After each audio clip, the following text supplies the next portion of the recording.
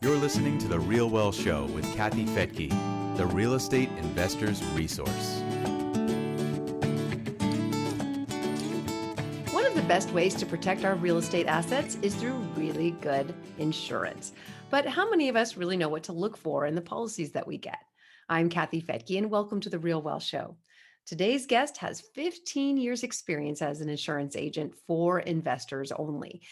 Beth Boisseau-Coots has been with Lloyd Associates since March of 2006, and she's here with us today on The Real Wealth Show to break it down for us.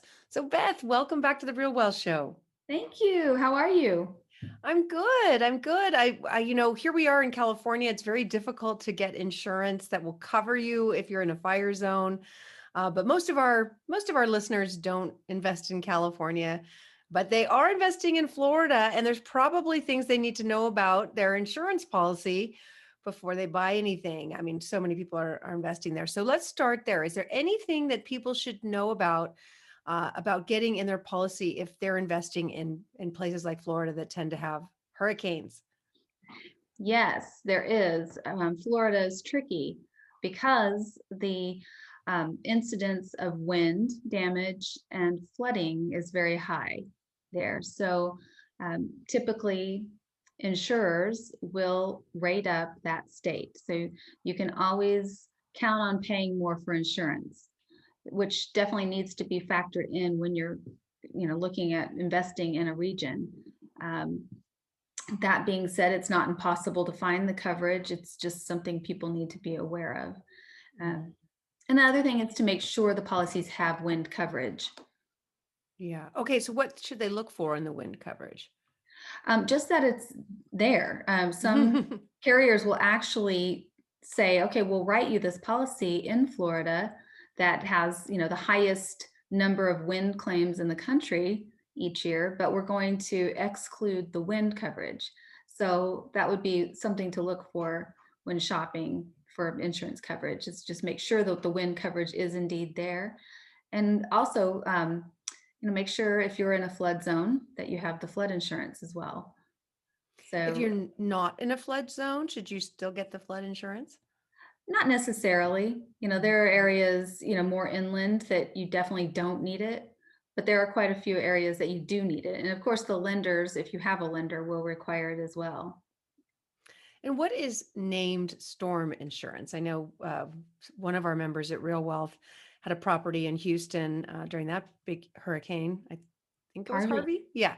Yes. And yes. They we are familiar with Harvey. Yeah. Harvey well. You know Harvey real well. So they did not have named storm insurance, and pretty much every hurricane has a name. So what should people look for in that? Not to get it. If your policy is excluding named storms and you're in an area like the Gulf, anywhere on the eastern coast, you do not want a policy that's going to exclude named storm insurance. You want it to include named storms, because the named storms are the hurricanes, the tropical storms, those very destructive high wind storms that come in on that side of the country. So you don't want to get a policy in that area that's not going to cover that. And that's different than the wind coverage? Well, so no. A name. Yes. I'm already completely confused. Yes. Welcome to my world. Yes. So named storms would include wind, but that doesn't mean, so if your policy is saying we exclude wind, that does not necessarily mean that they're not going to cover wind claims. They're just not going to cover wind claims that come from named storms. See? Okay. So that I don't see a lot of that anymore, where the carriers are excluding named storms, but you still see it out there. So it's just something, be aware of. If you see that on a quote or on your policy, it's definitely worth a phone call. But you wouldn't necessarily need that in, say, Atlanta or Dallas. No. Because their definitely storms not are not Dallas. Probably not Atlanta either. Parts of Georgia, yes. Okay. not to say that Dallas and Atlanta don't have wind claims, because they do, but you're not going to get Harvey and Katrina in Right. Dallas, Texas. There's no coast. So in places like Dallas and Atlanta, they tend to have the tornadoes. I don't know if those have names, but is there a special insurance for the tornadoes? Wind. Wind. So, Okay. and Right. with that type of weather pattern, you often see hail as well. So, and on the insurance policies, you'll see those together, like wind, hail, deductible 5% or $5,000. Or sometimes you'll see wind, hail, deductible 2.5% or $2,500 deductible. So what they'll do is, in areas that have high incidence of wind claims, like Dallas, Oklahoma, they'll carve it out where it's a separate deductible for those type of perils, because they're so frequent in those areas. Okay. And the hailstorms in Dallas are surprising to people who aren't from there, because you don't think of Dallas as a place that would have hail, but sometimes the hail is like a baseball or something, right? And they just, Truly is. yeah. I'm sure you've heard me say we moved from Dallas, and I'm so glad, because there had been times where we would hide in the closet because it was like Armageddon. I mean, it Wow. truly, you felt like all the windows were going to shatter. And in some places they actually did. I never had that happen. I did get a lot of new roofs, but I never had shattered windows, but I know people who did. So Oh yeah. Yeah. We huge. went to They're look like at this. they're huge, and they come down hard. I went right after a big storm. It was probably 10 years ago. Went to Dallas, and the fencing it looked like it was just a hole through the fence, just like somebody Yes. shot through it. And Like, how can like you anybody said, live it's through all this? replaced, right? Oh, yes. Yes. And, they're just, the insurance carriers are so well aware of it that they expect to be replacing roofs in the Dallas-Fort Worth area, the Oklahoma area, North Texas, every 2 to 3 years. It's just expected, and Oh the my rates gosh. reflect it. I mean, Yeah. it's factored into the underwriting. Now, is there any kind of insurance in Texas for foundations? And I say that specifically because, again, I know one of our Real Wealth members owned a property in Dallas when there was a drought. The land kind of shrunk. They didn't keep it moist, which I think the property manager should have done, and it caused foundation issues. Do you know anything? Is there any coverage for that? Not that I'm aware of. Typically, that's going to be neglect, to be honest with you. And Yeah. then they're not going to insure for neglect. Okay. But I will say, just from a loss prevention standpoint, if any of your members have homes in the North Texas area with that clay soil, water the foundation. The summers are long, they are hot, and that clay soil will definitely mess up the foundation. So most property managers know that, but it's important for the homeowner to know it. Yes. Like is it enough to just water your yard, or do you need to have someone go around it once a month and just put water around the foundation? Well, no, and that's such a good question. So we always had, sprinkler systems, and we watered regularly. I was really into my garden, so we probably overwatered, but a lot of people will put, the soaker hoses around the foundation, and then when it starts getting really hot and the rain stops, then just turn those on at night, just on a low setting, and just soak the foundation. Isn't And that again, amazing? like you said, the property managers, they know this. Mhm. And I would say, in the due diligence, just make sure that the property manager is doing or making sure that the property is being taken care of, because that could be a liability claim for that property manager if they're not doing what was agreed upon with their homeowners. So not an attorney, but just saying. Yeah. Fascinating. And so again, I'm in California. I know a lot of our listeners don't invest there, but they own homes. With our fire insurance is just becoming very difficult to get, especially if you live anywhere near recent fires. We're not nearly covered in our home it's just there's a limit to what will be covered.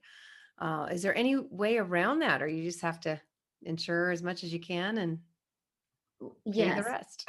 you're right. There's no way around it. From my perspective, my carriers have oddly enough not rated up California Hmm. despite all the recent fires.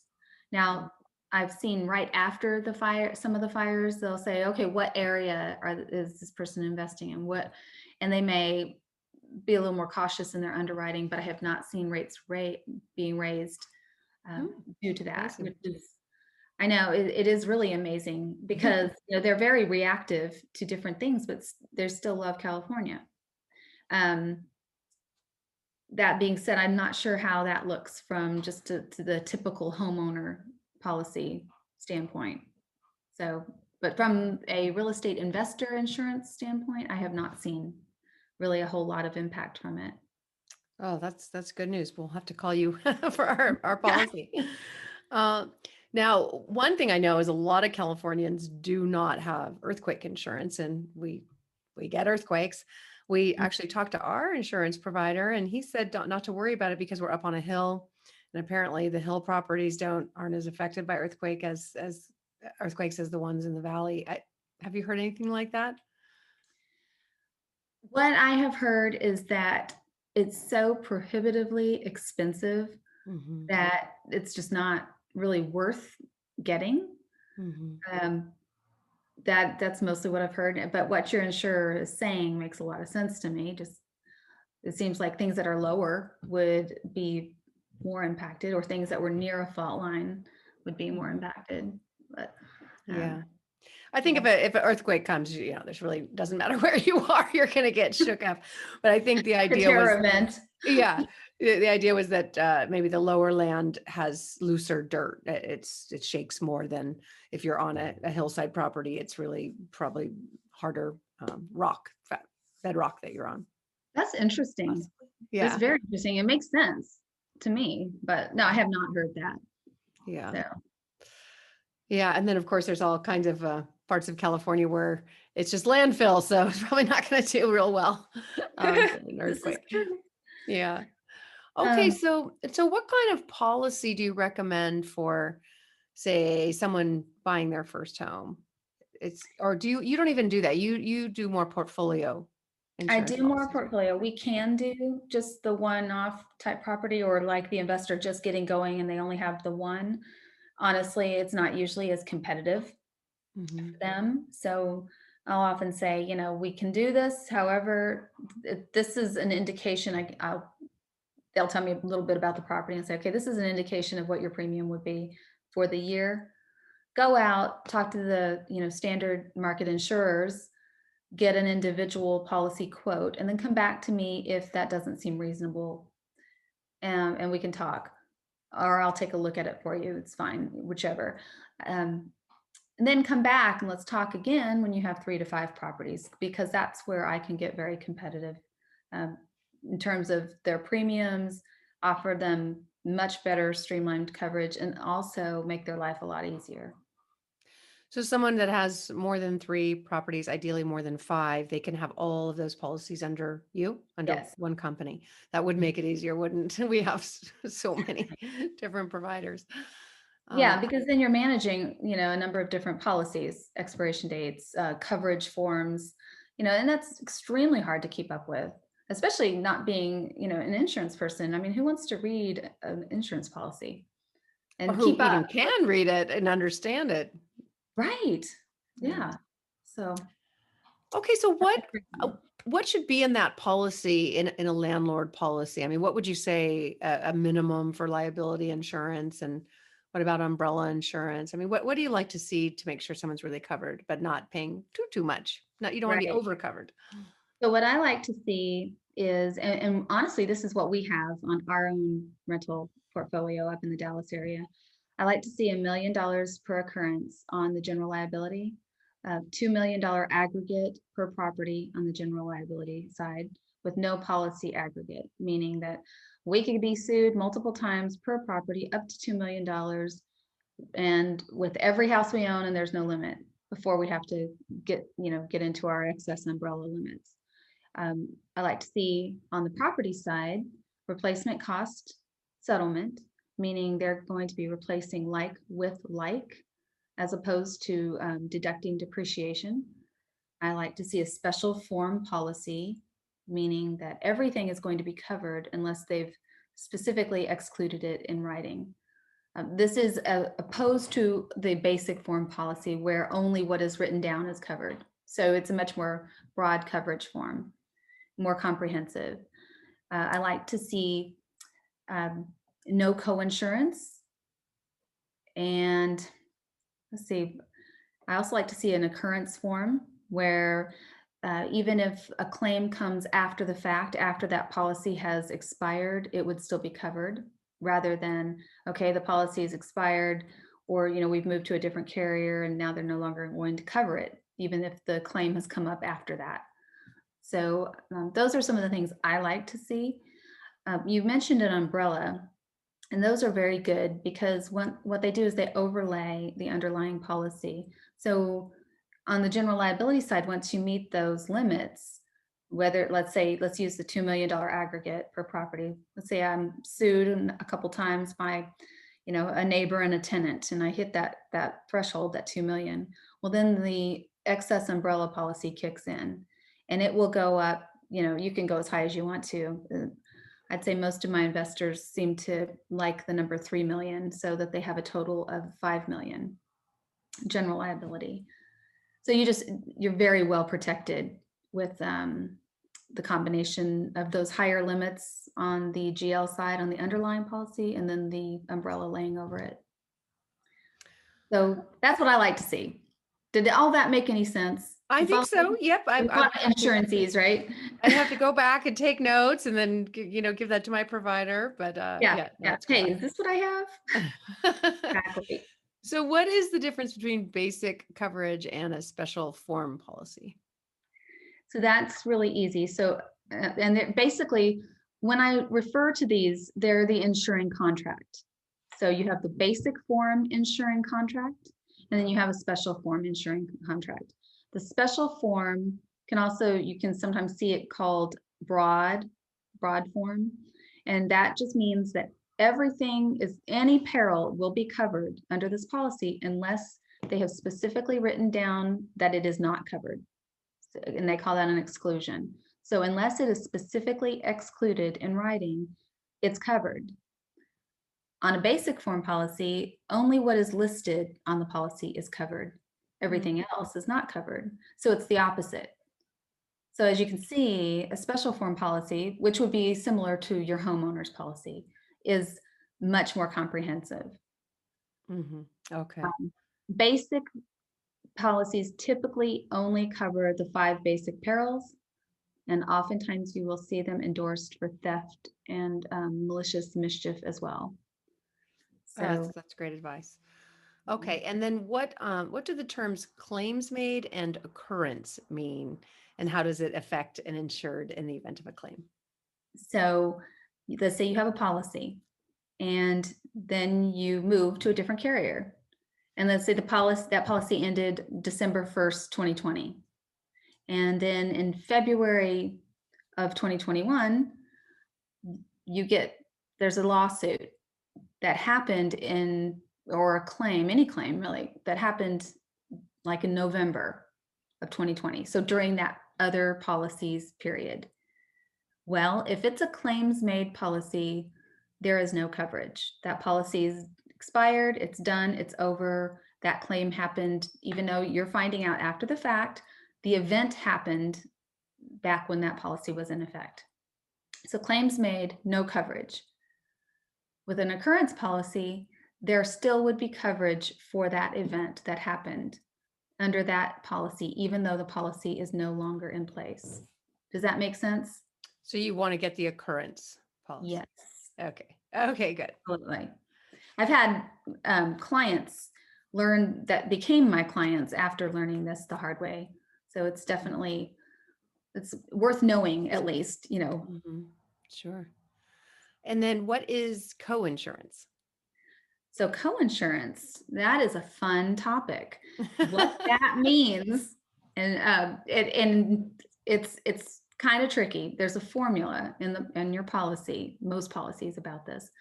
But what this means is that if you cover if your property is covered for less than 90% of replacement cost, so basically if you are underinsuring your property, then at the time of loss, coinsurance will kick in, and what it does is it will reduce the settlement by about the same amount of deficiency that you are underneath replacement cost.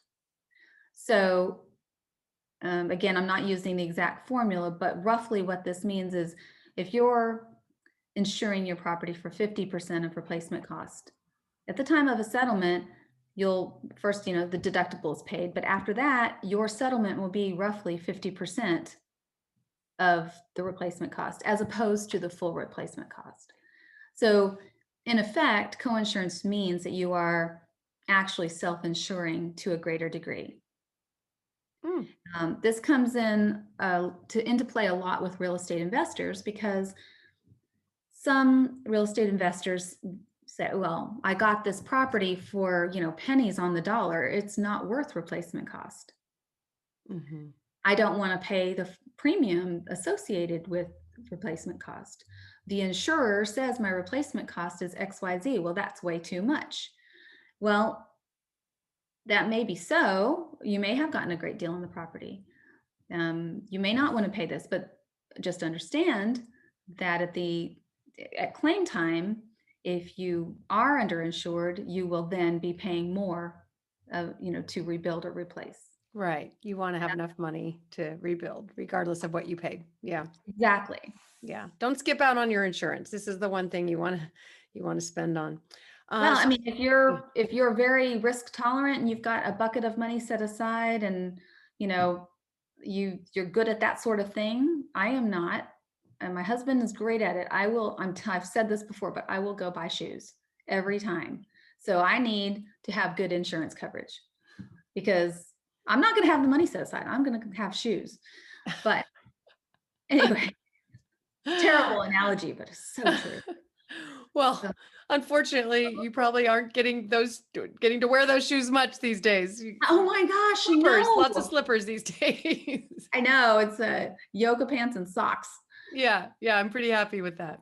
I am too, but I did get dressed for you today. You do. You look wonderful. Thank you, and so do you. Thank you. All right, deductibles. What should we opt for?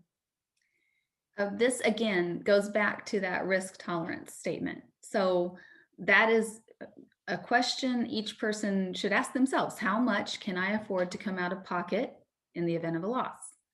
Mm-hmm. As opposed to how much do I want to pay in insurance premiums each month or each year, or however your billing is.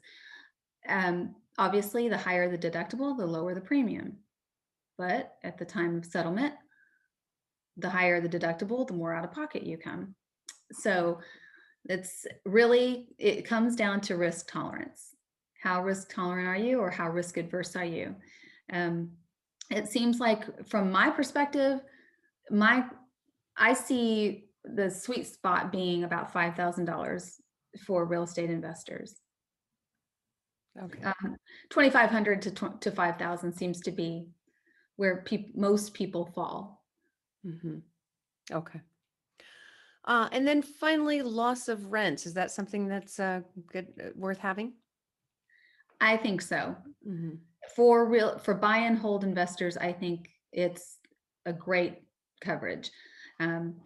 Me and one of my colleagues will debate about this all day long, but I think it's great because it's a very low premium. And yet, if you've got mortgages on your investment properties and you have a fire and you can't have that property leased, so you're not getting that rental income, for a very small amount of premium that you've paid before, you will have that amount of rent paid to you each month, mm-hmm. while the repairs are being done. So in my opinion, it's a great coverage to add. Definitely worth it. Okay. And finally, what should we look for on the declarations page? On the declarations page, you will see the named insured. You will see the policy period. You will see the carrier. You will see the address of the properties if it's not a master policy. it's a master policy, that's a little different. You will see the limits of coverage, the premiums, the type of policy it is, the form, and the deductible. Okay. Yeah. Great stuff. Okay. Oh, I do have one last question. I've heard that if you buy a new home, a new build, that insurance is less. Is that true for most insurers? Yes, oftentimes, yes. They like So that's a good reason to buy a new home, right? You at least Yes, calculate that in the pro forma. yes, exactly.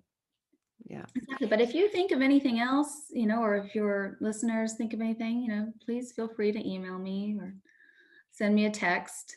Yeah, we'll have all your information in the show notes, and then also at realwealthshow.com under resources. You're listed there. And I know Rich and I need to be calling you because we've got insurance carriers in different states and they're all different. And I don't think I've looked at the policies in a few years. So that's probably a good idea, is to just in general for people to bring you their policies for you to look at and see what they got. Because I mean, most of us normal folks, non-insurance people, don't really know what we're looking at. This is so true. And I think that it's good just, as investors, have a team, have somebody you trust for your accounting, have somebody you trust for your real estate law and legal advice, have an insurance person you trust, whether that's me or somebody else, but have your team around you, because, you have enough hats to wear without trying to be the expert in everything. Mm-hmm. So Yeah. yes, I'm always happy to take a look. Yeah, especially if you've got a full-time job and a family and you're trying to exercise and aging parents. I mean, there's so much that's going on. We can't necessarily Cat, do the dog, the fish. Yeah. I know. it. And now homeschooling. Yes, now we're all homeschool teachers. I'm a really bad homeschool teacher. I will not lie. We're ready for that part to end. I think it's still very funny how we met. We were in the airport, and we didn't have Yes.